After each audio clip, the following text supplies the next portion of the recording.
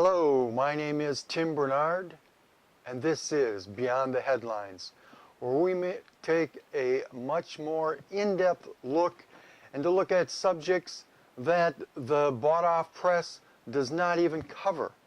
This is my website where there's far more information. I generally put up anywhere from 10 or more new articles every day or every other day.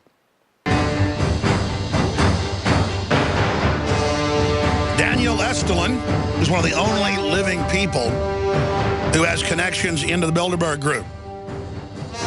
I get some intel from people on the periphery, but I do not have a source directly inside Bilderberg. But much of what they would cover at Bilderberg previously in secret is now rolled out publicly at Davos each year. Daniel Estulin has written several international bestsellers on the Bilderberg Group. He's also written a thinly veiled fiction that, of course, really isn't fiction at a lot of levels. Just like Ian Fleming's James Bond novels were true stories put into a composite. And he now has released a documentary we're going to be telling you about today. He joins us till 30 after, longer if he'd like. He's an author, public speaker, danielestulin.com, ESTULIN.com. And his latest book is The Octopus Deception.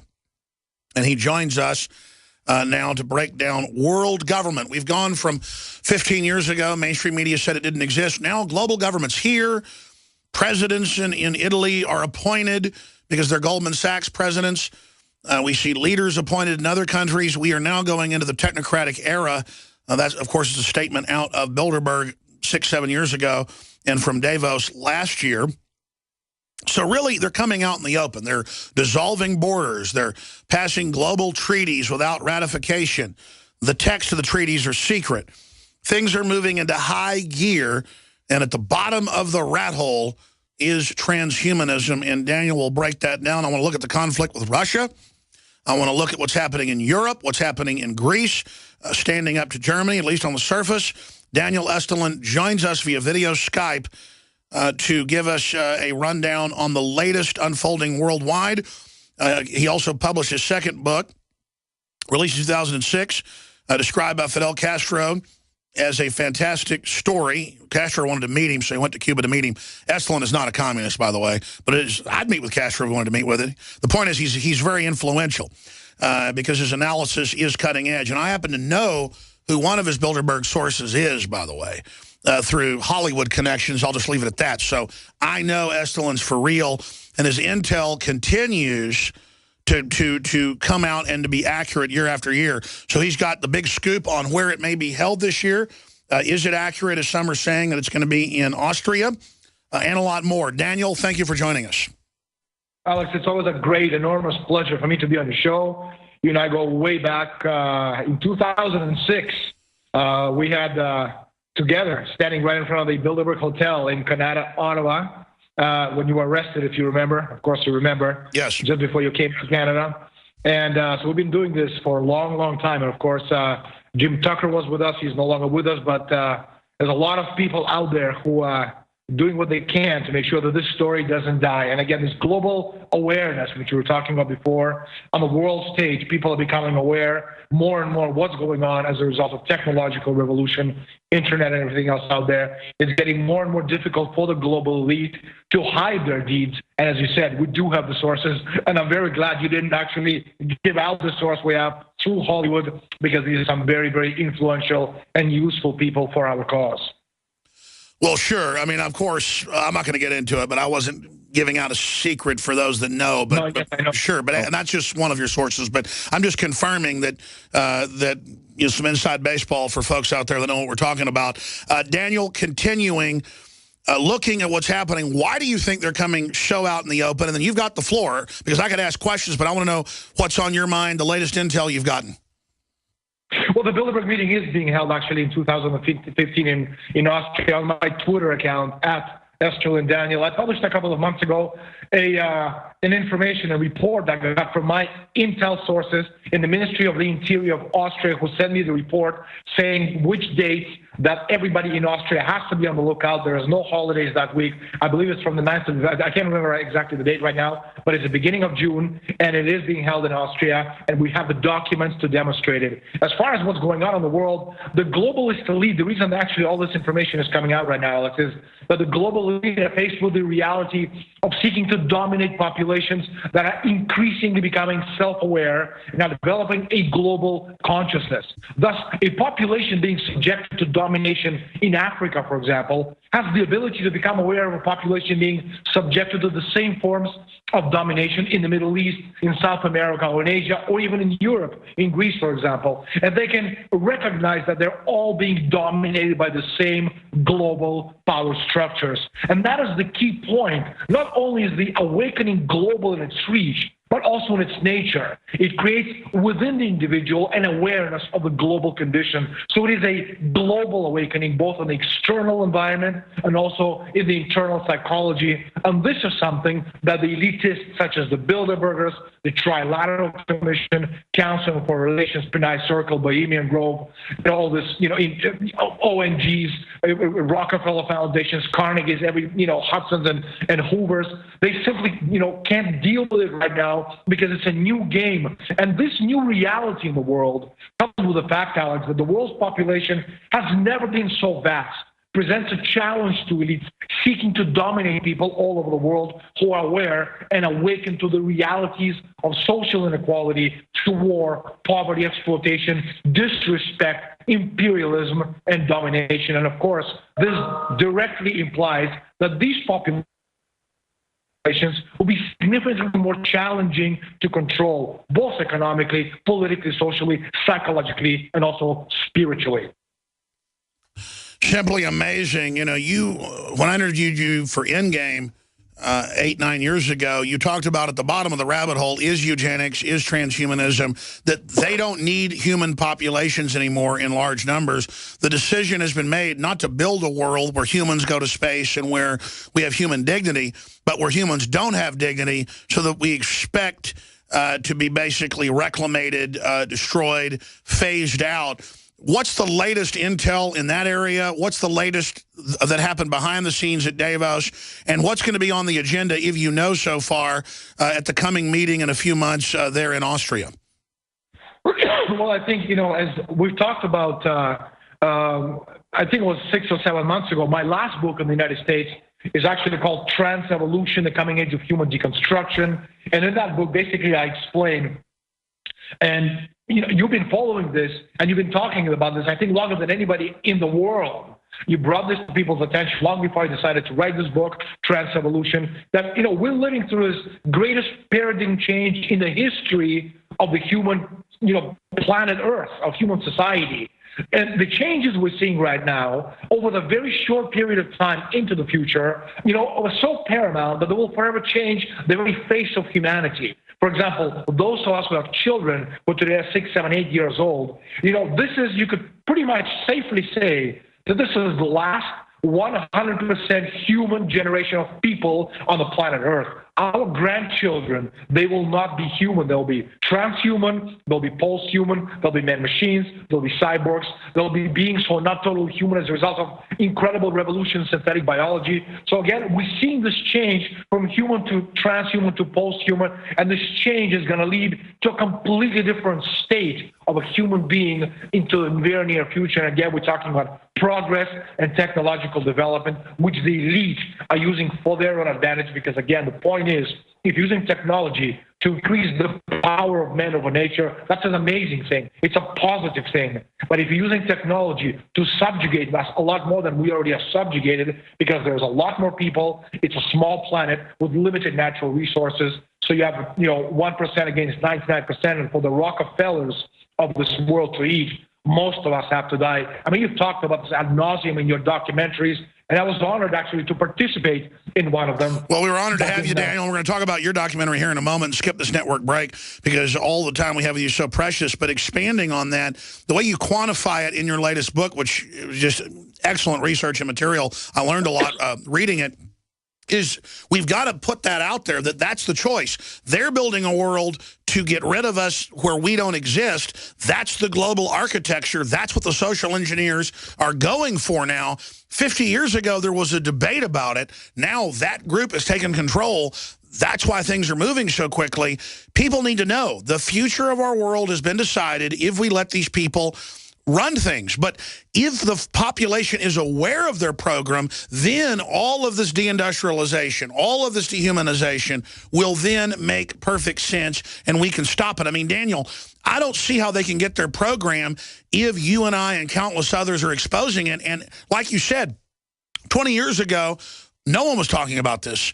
Now, this is becoming very, very mainstream, and I don't see how they're going to sell the idea of something so monstrous. Well, you know, a great example, and I think, you know, the greatest living example is Detroit. I mean, if you want to talk about deindustrialization, zero growth, demand destruction, all you need to do is look at Detroit. This was the, you know, the engine of economic growth and industrial might in the United States for the past half a century. Today, it looks like something you see in a Will Smith, you know, zombie post-apocalyptic film. And of course, people who live in the United States, who live in Detroit, who live in Michigan, or who live, you know, anywhere, and who are aware of what's going on in Detroit, have to understand that this is a prototype for the globalist elite for the rest of the world. They want the rest of the world, and you've talked about this, I think, again, longer than anybody I know. They want the rest of the world to look like Detroit, London to look like Detroit, Paris to look like Detroit, you know, Moscow to look like Detroit. And if you kind of look at Europe, I mean, Greece already looks like Detroit. Portugal looks like Detroit. In Spain, you have 70% youth under 30 unemployed. Italy, you know, is up in arms. Half of the country, you know, from Rome down is pretty much unemployed. Anywhere you go, you know, the world is up in arms. South America, Southeast Asia, you know, Canada, you know, Africa, these places, this is what deindustrialization looks like. And again, if people are wondering why the elite are doing this, progress and development is directly proportional to population density. So if you have progress, you have technological, you know, development and industrial development, you're going to have more wealth, more money, greater families, which means you're going to have more mouths to feed. And so for the Rockefellers of this world to eat, you know, we have to die. It's really that simple. There's simply not enough food. There's enough space for now, but there's not enough food. So which is why on the one hand, what they're doing, and I talk about this in Trans Evolution, and you pointed out to me very well, this is exactly what they're doing. On the one hand, they're destroying the world's economy on purpose, the elite. But on the other hand, they're using their gazillions of their monies to actually invest in this incredible futuristic technology, which will make this divide between their power over the rest of humanity greater than ever. By the way, we're rolling some background footage of your new film, and I tell you, it looks like better than something you'd see on HBO. The camera work, the research, I cannot wait to see this. Tell us about your new documentary, Daniel, and how soon we can get a copy of it. I'd love to sell it on DVD or Blu-ray once it comes out at my store, but I hope it goes in theaters first. Tell people the name. Tell us all about this incredible documentary on the Bilderberg Group that you produced. Well, we're in a post-production now. The film comes out at the end of May, beginning of June. We've been at it for about 4 years. It's our production. We've done interviews in 11 countries, Canada, the United States, most of Europe. We've traveled up and down all over the place. The first producer of the documentary was actually wiped out economically, if you believe in conspiracy or coincidence theories, when 3 banks called in loans on the same day and basically bankrupted him. So he actually. And by the way, I separately know about this, not from you, but I know who the group was. Are we allowed to say who they were, or we shouldn't talk about it? You can if you want, exactly. Was that the guys with the Halcyon group? No. The Halcyon group, that's the major motion picture. Yeah, that's the folks that made Terminator, that they also came after them and took them over to stop your film getting made, right? Yeah, no, these are not the people who are producing the documentary. These are other people in Spain, independent producers, people who... So this has happened twice then, if I'm correct.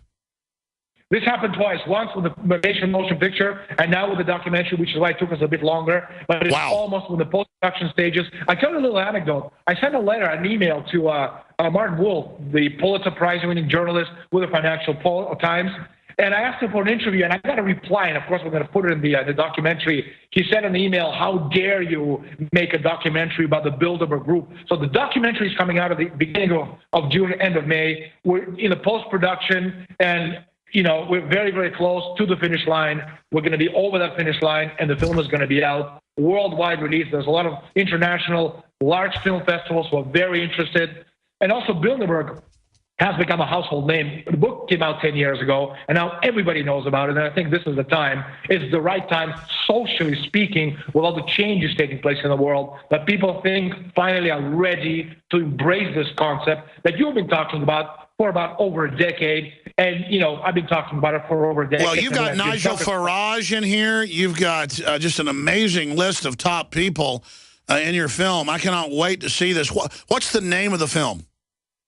It's called The True Story of the Bilderberg Group. It's based, obviously, on my book. It's actually the first documentary which is based on a book. Most documentaries, are not based on books. But this one is based on my book, The True Story of the Bilderberg Group. Again, it's going to be out in theaters end of May, beginning of June. And when it's out, needless to say, I'd be more than happy and pleased to go back on your show and talk about it. Incredible. Well, I'm thinking about going to Austria. I'll just give them a heads up like I did in England.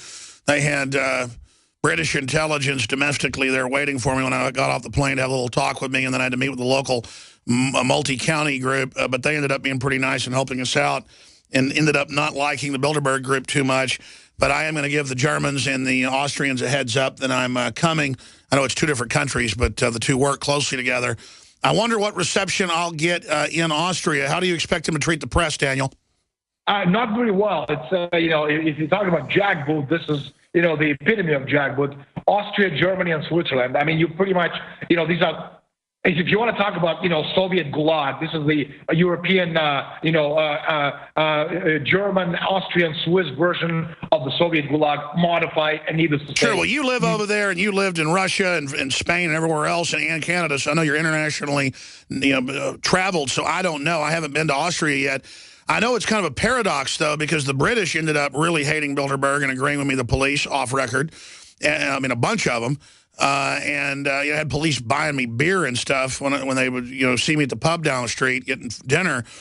So that was pretty amazing. And then when we had our reporters in Switzerland a few years ago, at first the police were real mean, but later they were escorting members of the local canton into the meeting, getting in the face of Bilderberg, and they panicked and had jet copters taking off at night, which I know you know about.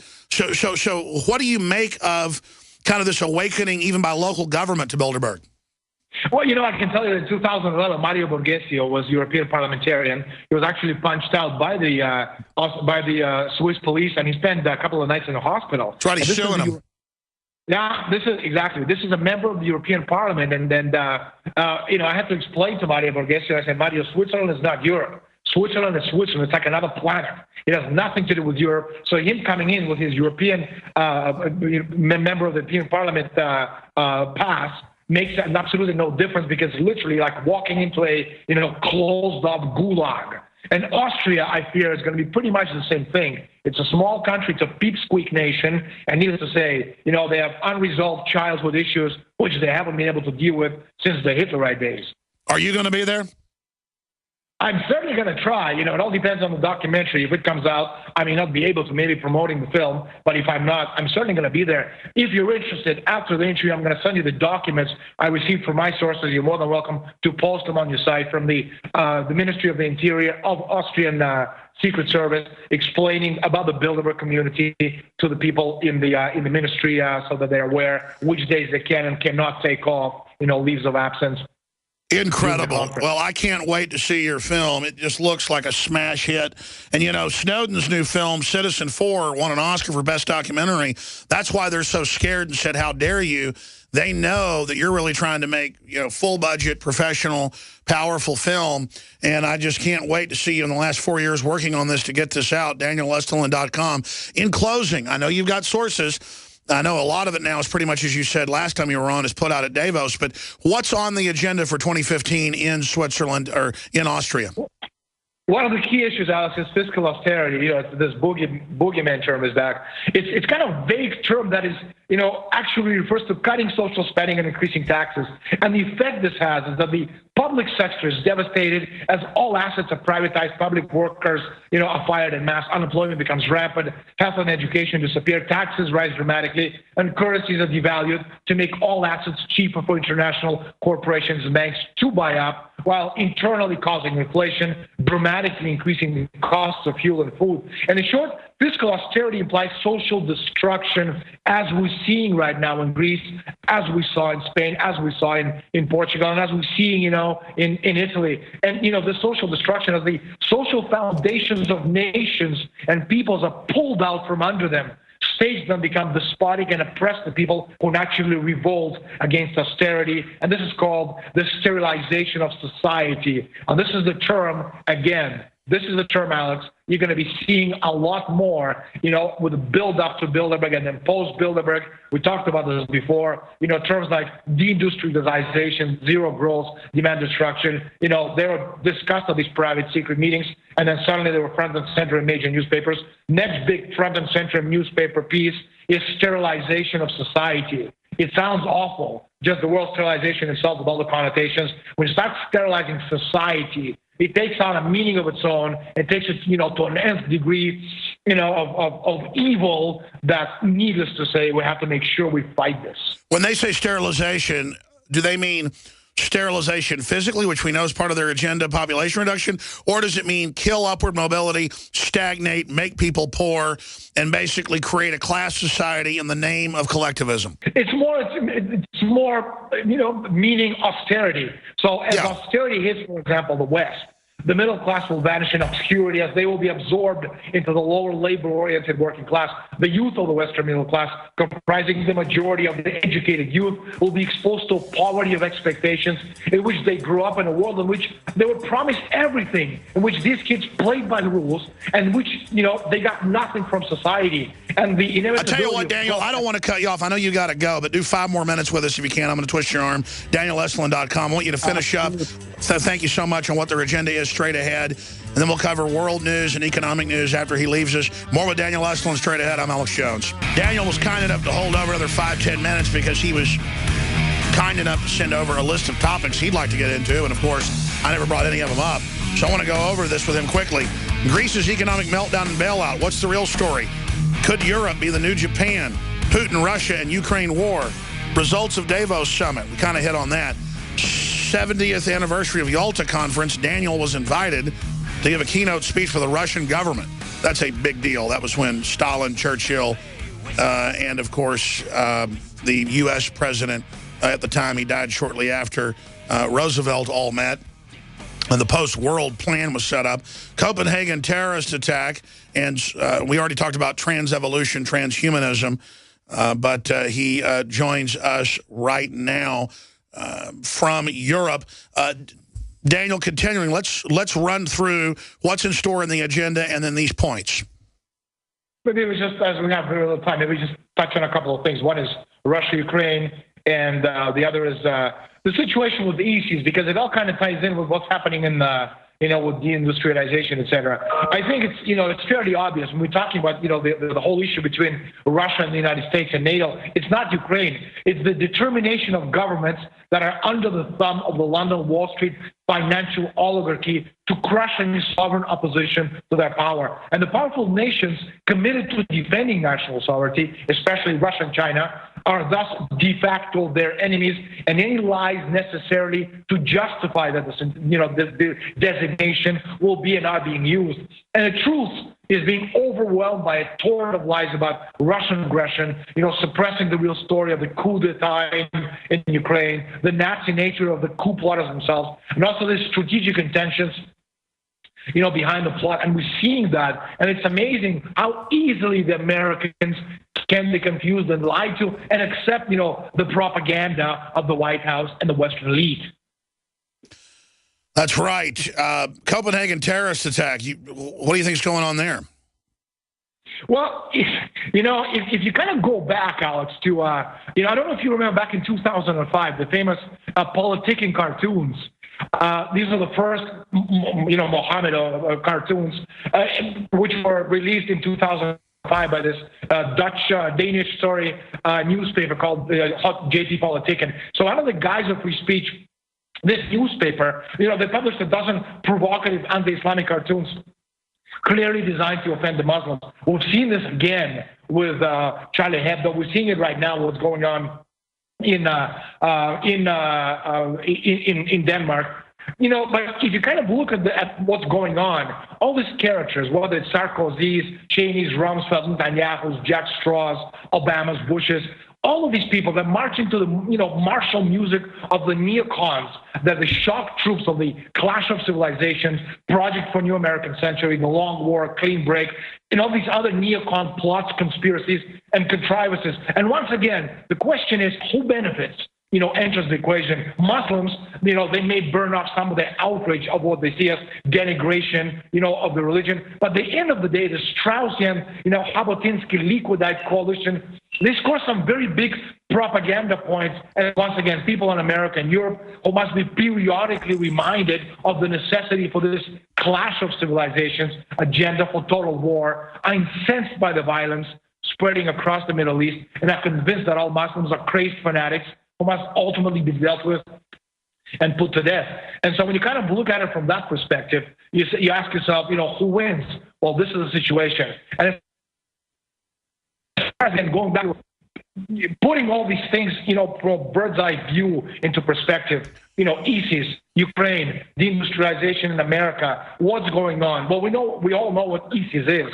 But, with its fingertip control of the world's oil supplies, ISIS is holding the economies and hence the governments of Western Europe and Japan hostage to the same policy. And with its networks of mullahs and kooks distributed throughout the Middle East, it is threatening the Arab world with the hell of more Iran, if Arab governments do not play along with the Islamic card and seize their aspirations for industrial development. But again, these people are not new. ISIS, we saw this with Muslim Brothers going back 7 years. It's the same thing as Al-Qaeda. This is a very old strategy. For at least 150 years, Alex, it has been the strategy of the British and later the Anglo-Americans to make use of the religious and tribal backwardness of the nations of the near Middle East and Central Asia in order to control the people of the area and to maintain them in a state of underdevelopment. It has recently become obvious that we've seen years back in the 1990s with Zbigniew Brzezinski's book. It has been sold on the idea that the Muslim fundamentalists, if properly guided, can be useful toy, for the Anglo-American strategy as a bulwark against anything that has to do with progress and development. And what's amazing about listening to you, Daniel Estulin, is that you're quoting here from Brzezinski's book. You're quoting from the Grand Chessboard. You're quoting from the Great Game that the British talked about in India, where they would play different Indian tribes off against each other. How could you have one British, on average, conquer over 2,000 Indians with just a few thousand? It was using sociology to play different groups off. And so the globalists fund the radical Muslims, turn them loose. So it is a real issue. It is disgusting what they're doing. But then they open the borders, bring them in, let them attack, then take our liberties, and then go and take over and kill the innocent Muslims en masse. This is the globalist manipulating all sides against each other, and then writing books about their grand strategy. And the public needs to wake up to this and needs to understand it. Daniel, folks can follow you on Twitter. What's the best Twitter account for them to follow you at?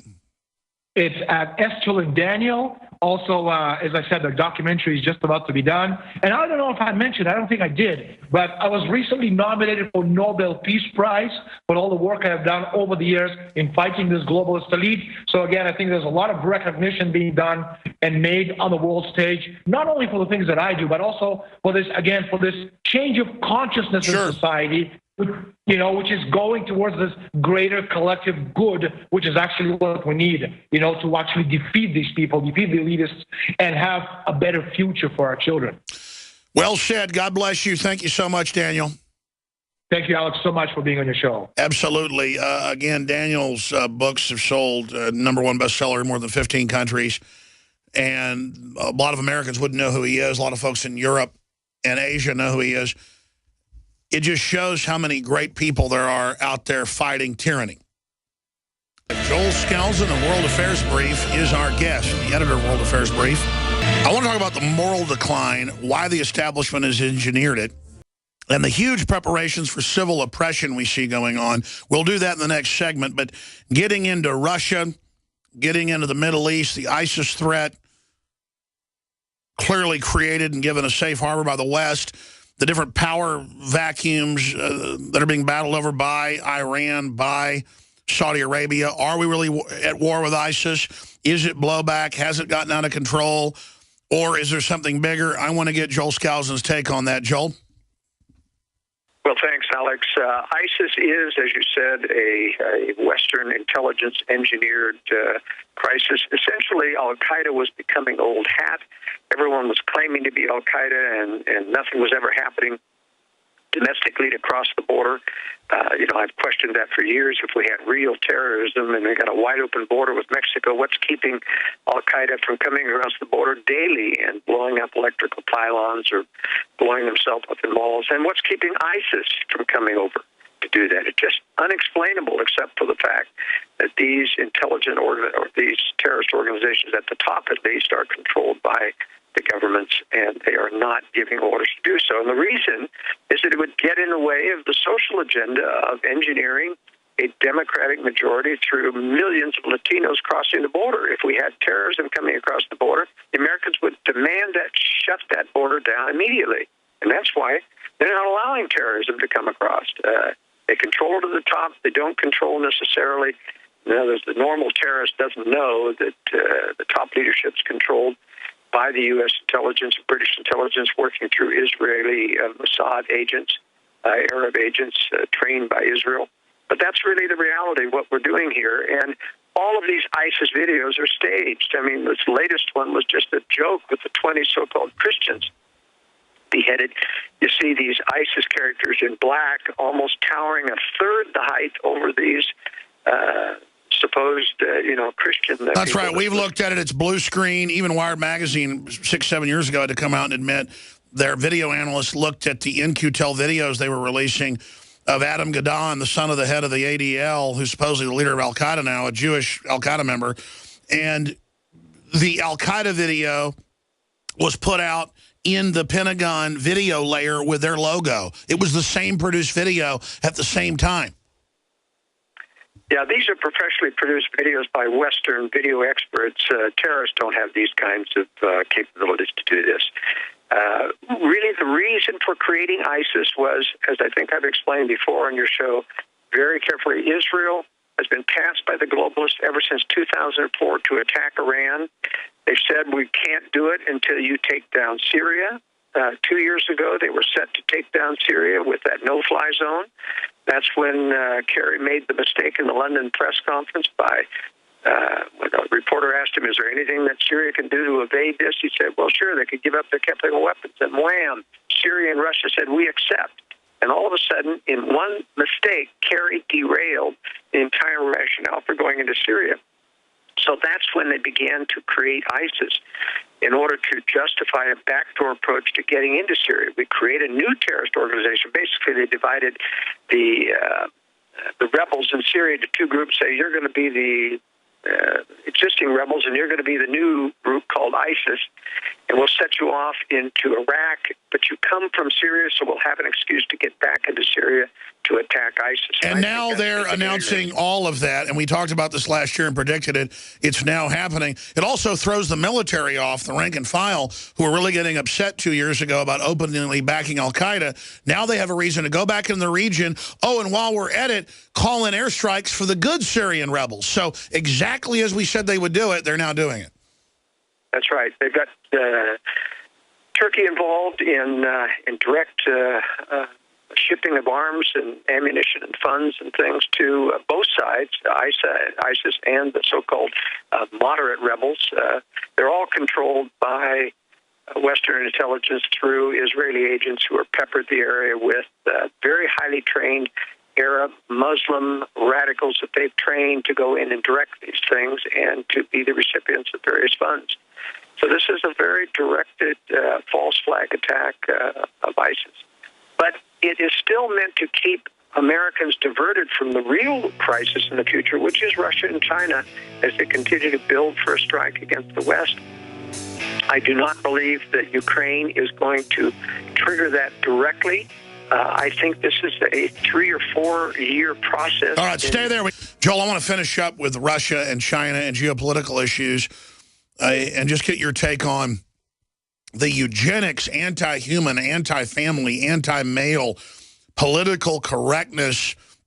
People say, oh, silly political correctness, but it's really designed to do something more, curtail language and just shut people down and teach a form of ninnying knowledge, of obsessing on what people say and being offended to shut down real debate. But before we go there, finishing up with Russia and what you think is happening in Ukraine. Well, we are seeing, as I continue to predict, that Russia is being let have a pass here. They are in really open invasion now within Ukraine with limited troops, but highly trained troops. Ukraine is actually sabotaging their own version of the war. The generals have leaked out. They're not allowed to win this. They're not allowed to put in sufficient troops to win anything. It's a phony war. But, you know, we continue to battle the major propaganda within our own movement, Alex, of those, and these are sincere people, most of them.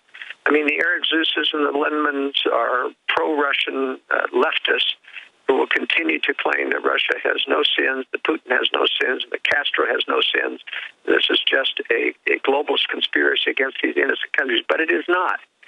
The globalists are not innocent. They want to provoke war, but they really don't want to, in fact, engage Russia. They want Russia to continue to look worse as they move through, and Russia is a predator nation. Russia is in Ukraine to take back Ukraine before World War III, and you'll see that after Ukraine is taken, at least half of Ukraine, they probably won't get through completely to western Ukraine, but I think they'll get it surrounded with Moldova. Fully half of Ukraine will fall to the new Russia, and then they'll start working on the Baltics. All the while, I'll tell you, NATO will do nothing, and the U.S. will do nothing. Sending arms to Ukraine will do nothing because there's no way that they can be used, sophisticated arms, without training. It'll be, if anything, a giveaway to the Russians who will capture a lot of those weapons. And I continue to insist, though, that the anti-globalists, of which I count myself as one, certain of our members on it are incorrect when they continue to hype that this was a Western promulgated coup. It's true that the Western governments, when they're facilitating some of the opposition, but this was, in fact, a Russian coup to the core. A year ago, almost this week, we saw the unexplainable happen, where the opposition was allowed to win because the riot police, run by the pro-Russian Yanukovych regime, were ordered back to the barracks, giving the opposition the free run of the governmental palace, the governmental buildings, and then on the Saturday following that day, the pro-Russian Party of Regions ousted their own president. It would be as if constitutional conservatives had been rioting and protesting in Washington, D.C. for 3 months, and all of a sudden the Marines abandoned the White House, let us walk through the White House, and the next day the Democrats ousted Barack Obama. How believable would that be? But that's exactly what happened in Ukraine. It could not have been a Western coup because the Western opposition had no powers to order the Berkut back to the barracks and to order the Republic or their version of the Democratic Party to oust their own leader.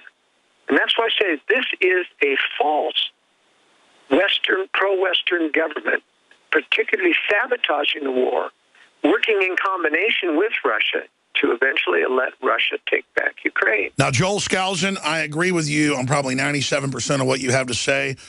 And on this subject, I get your perspective. What you're saying is true. But let's pull back. When this all started a year ago, I went and showed the clips of the State Department saying we've put $5 billion in the last 15 years. George Soros made statements on CNN, on different shows, that he was involved in the destabilization. They want to destabilize, have the two sides fight with each other, let Russia carve off a piece of it in probably some secret deal.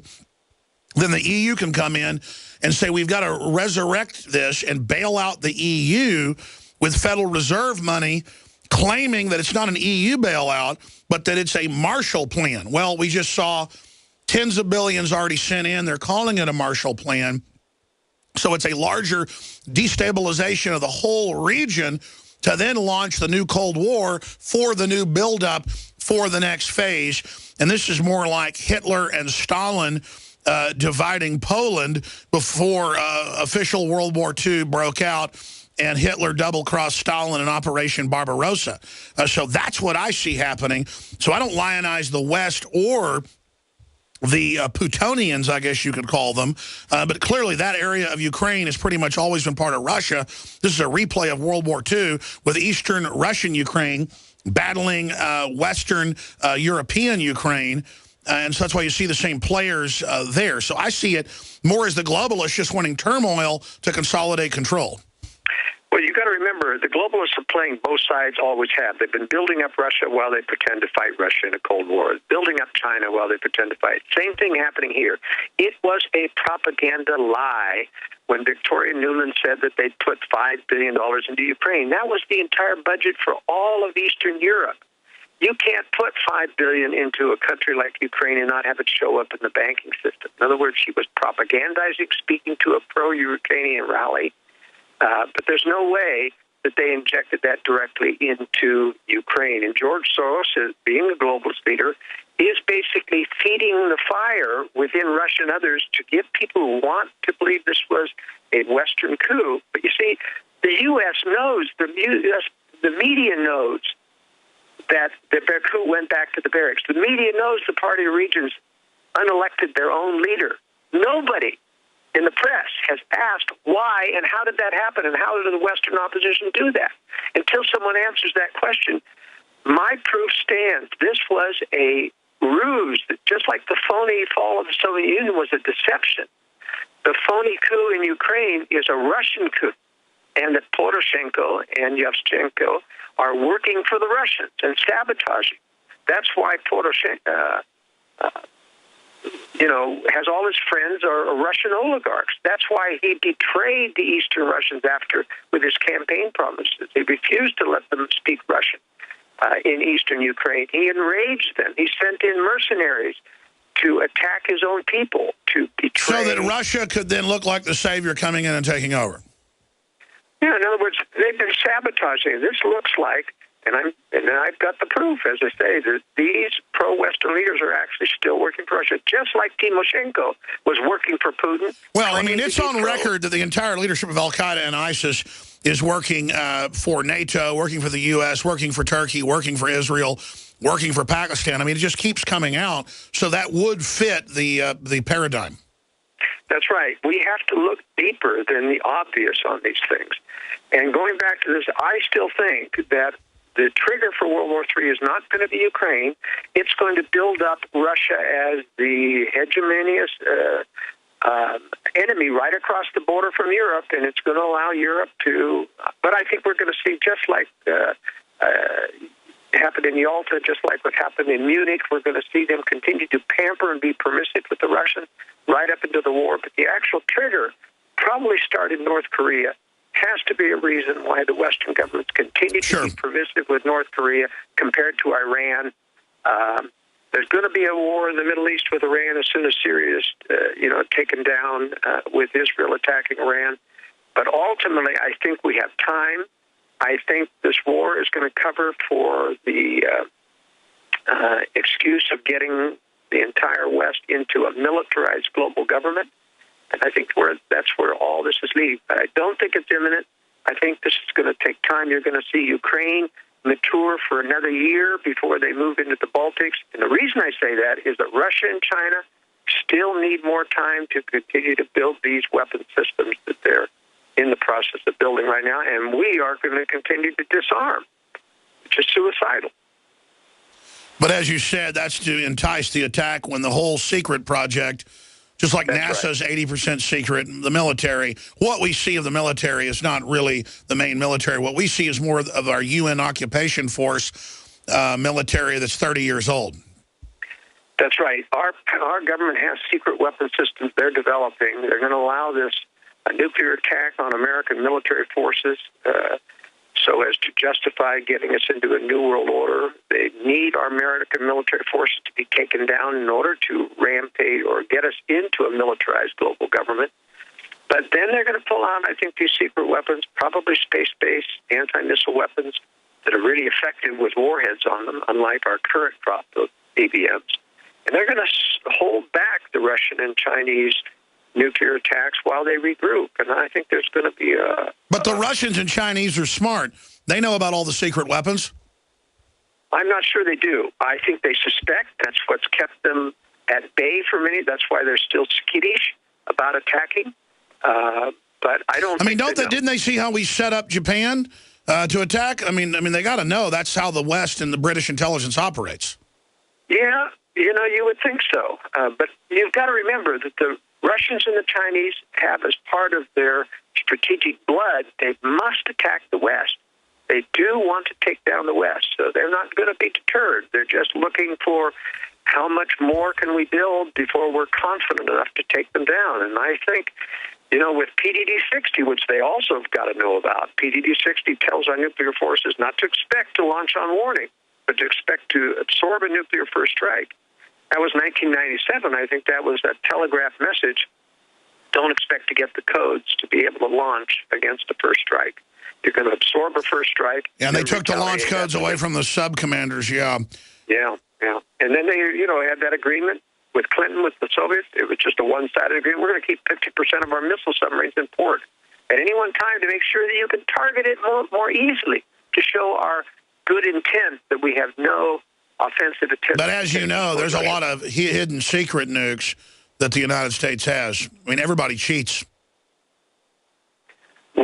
I'm convinced that the globalists have a plan to win this after they absorb a nuclear first strike on our military.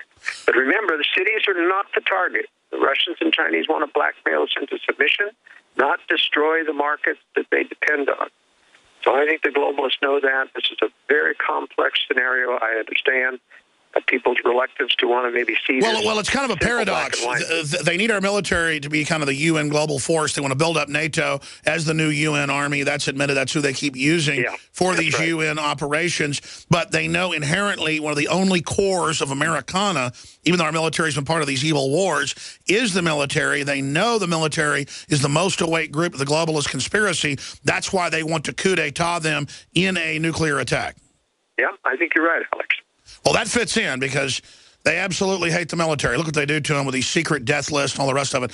We didn't get to get into social issues. I want to have you back soon to do that because I want to go to phone calls as promised. Brandon in Texas, you're on the air with Joel Skousen. Go ahead. Yes, sir. First and foremost, God bless both of you guys. I'm a huge fan. My question is, whether it's a global war or some kind of economic collapse, we hear a lot about collecting gold and silver coins, so on and so forth, for use for barter, but how would that really be any use to another person that's, up a creek just like me or anybody else in that event? Wouldn't it be more useful in that case to stockpile things that people will need, like something that's made out of unobtainium, like 22 ammo nowadays, I'm sure you guys noticed, and maybe even just for comfort, like something along the lines of cigarettes. I don't smoke them, but maybe I should buy some, or little bottles of whiskey. What do you think about that? Well, I think precisely that stockpiling things that remove your future need for money and provide barter items is really your best option. But remember, too, that cash will be king. I predict that there will not be hyperinflation before this war comes. They're going to continue to try to keep things down below 10%. Thus, you can hoard some cash. But believe me, there won't be any cash printing when war starts. And so cash will be king until it starts to run out, and then prices rise because of shortages. That's when gold and silver become more valuable, when prices rise, because right now you wouldn't be able to get change for a $2,000 gold coin. I like silver dollars as the premier barter coin just because they're big and fat and heavy, and they're legal tender. People don't have to determine whether or not this is a real coin or not. I think if you're going to stockpile anything, silver dollars is going to be the best one, rather than quarters and dimes that are silver, because they look too much like what's out there existing. So silver dollars, cash will be king first of all, then silver dollars. But ultimately, in the long term of this war, and there's going to be starvation, there's going to be famine for a couple of years, you've got to be able to get out of those urban areas, and you're going to have stockpiles to use and to trade, especially things that are usable like light bulbs, like glues, screws, ammunition, those shortwave radios. And let's just say it, Joel, you know, people will do anything for liquor once this all goes down. People could argue it'd be immoral, but the classic barter item would also be like things like whiskey. Well, you know, the so-called, who is it, the Bosnian guy who's promoting his wares about survival is talking about, you know, cigarette lighters were key. Well, they aren't here in the United States. In Europe, people still smoke like chimneys, but not here. So it's not going to, smoking is not going to be a barter item like it is in Europe. Liquor may be, but I still think a lot of Americans will need food, and things to repair things quicker than they'll need liquor. I was about to say somebody that's got their own solar power and wind power and like a tinker repair machine shops, those will end up being little mini cities during a full collapse, right? That's right. You know, and the Bosnian guy claims, well, nobody used any cars, but that was Bosnia. Those were high-density urban areas. Out here in the West and things, fuel will be king as well, and you will be able to sell fuel like gold someday. So there's a lot of things that you can stockpile that are, I think, more useful ultimately than gold and silver. Joel Skousen is our guest. Medical supplies will be king during a collapse, but of course the public doesn't have general access to those now, plus they don't have a good shelf life. The elite are buying redoubts. We talked about this 15 years ago, but it was even the London Guardian last week or 2 weeks ago that elites are buying places all over the world in rural areas and putting in long airstrips so they can run from Europe and the U.S. Most of the rich billionaires in Israel have left Israel the last 5 years. And we talked about this before it was known because we have a lot of sources. I know Joel does and I do as well, but he builds houses for, you know, really rich folks and common folks as well that are secure. So they've been running to the hills. They're not running into the cities. Those are the places you won't want to be during a collapse. You want to elaborate on that, Joel, before we go to Judy? Yeah, even the cities will not be able to be controlled by the powers that be. I mean, I don't even think policemen are going to show up for duty. Soldiers aren't going to show up for duty because their families will be subject to mobs. It's just going to be chaos. So people will leave the cities. It's a matter of preparing places before that happens so that you're not caught in the maelstrom. And know your neighbors. So if a group, you know, 2 years into a collapse comes over there, it'll be just like Road Warrior wanting to take over. You're ready to deal with them. The good part about areas that have the Second Amendment, though, I predict those are going to be areas that are a lot safer. What about areas where they've disarmed people like California and D.C., you know, that have cultures of just supine worshiping of tyranny? My God, those are going to be carnal, charnel houses of hellish exploits by the criminal element.